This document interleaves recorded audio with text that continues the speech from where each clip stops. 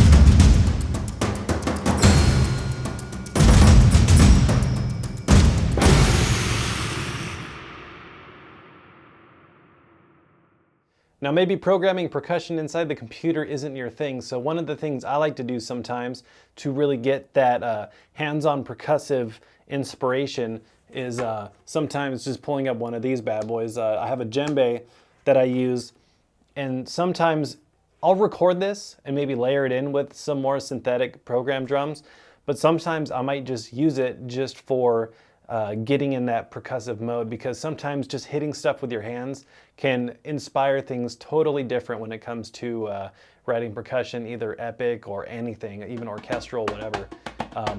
Sometimes just, banging on a drum can inspire a whole new, track you're doing. Because sometimes maybe programming percussion inside of your DAW isn't really your thing. Maybe that's not how you get inspired. Maybe you're a drummer and you like to just, hit drums, or you have a snare or a pad or something that really gets you, moving your arms and creating rhythms. So that's what I did with this track. I used my djembe, and then I went and I transferred it into Cubase, where I then programmed those rhythms. So now I'm going to go ahead and show you guys how I did that in Cubase. And then after that, I'll go ahead and bring it into Cubase, and then usually my first go-to library whenever it comes to creating big epic percussion is usually our Apocalypse Percussion Ensemble. And the bass and toms mixer is just, it comes with everything loaded up basically for the bass and toms, so you have all these different sections down here at the bottom that are colored, which show you which toms are, are there, so when you're programming.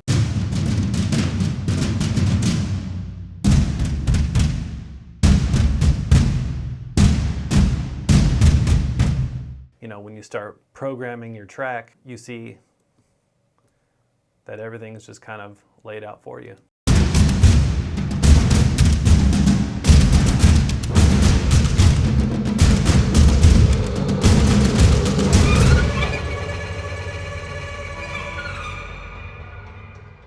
And then after that, once you just keep going and going, and then you add stuff like your ethnic drums.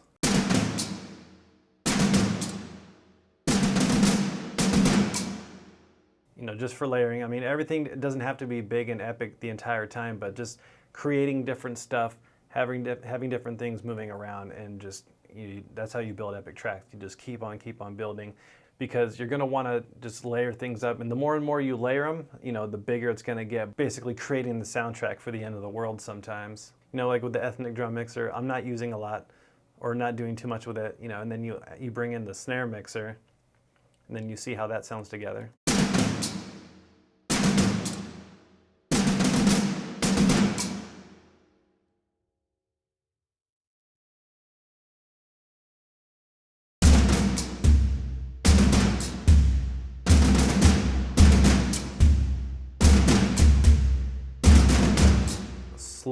Slowly building. And then we have the cymbals mixer.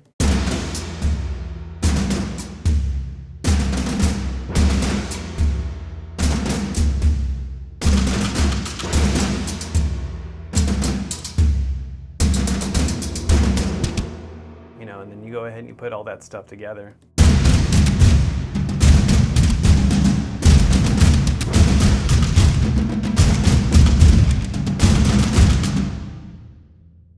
And another thing that I like doing too is taking some other percussion libraries and mixing them up and utilizing both, because they all have their own sort of unique flavor. And with tempo drums, basically I'm just using these sounds for a different sonic, timbre to them, because Apocalypse Percussion Ensemble is very big, very epic.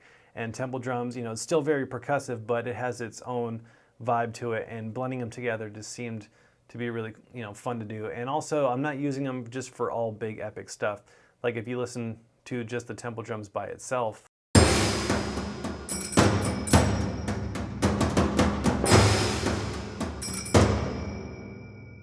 you can see it has its own thing, but when you go ahead and blend that with the Apocalypse Percussion Ensemble, you get this.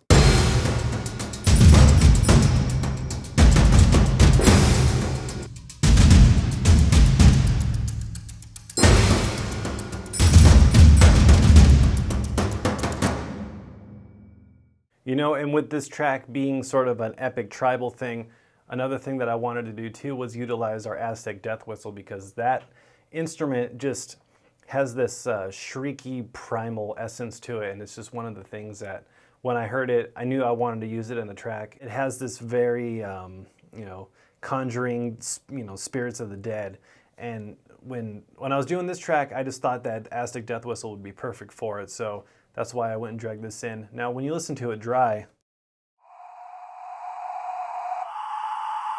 and then when you go ahead and pop on some Valhalla vintage verb, it just really just takes it to another level.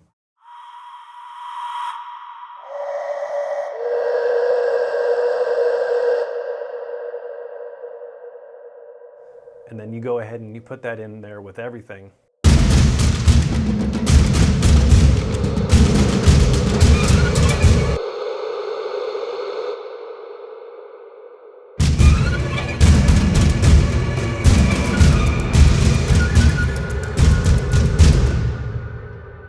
And then topping it off, using a horror library in the context of a big epic tribal track might not normally make sense.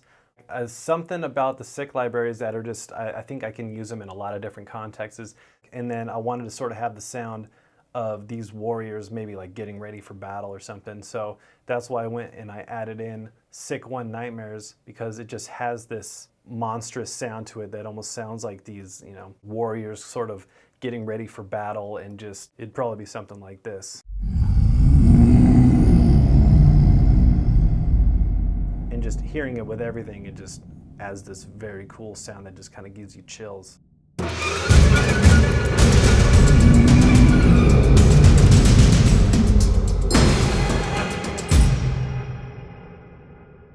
And to me, it just sounds like that. I feel just more and more just immerse you into that world.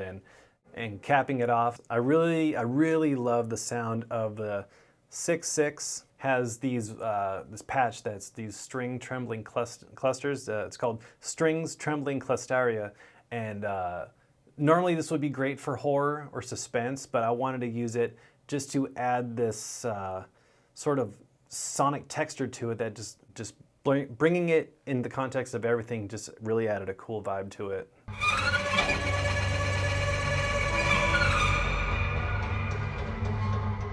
Because when you hear it by itself, it almost sounds like it could just be in a horror movie, but when you hear it in the context with all the epic percussion,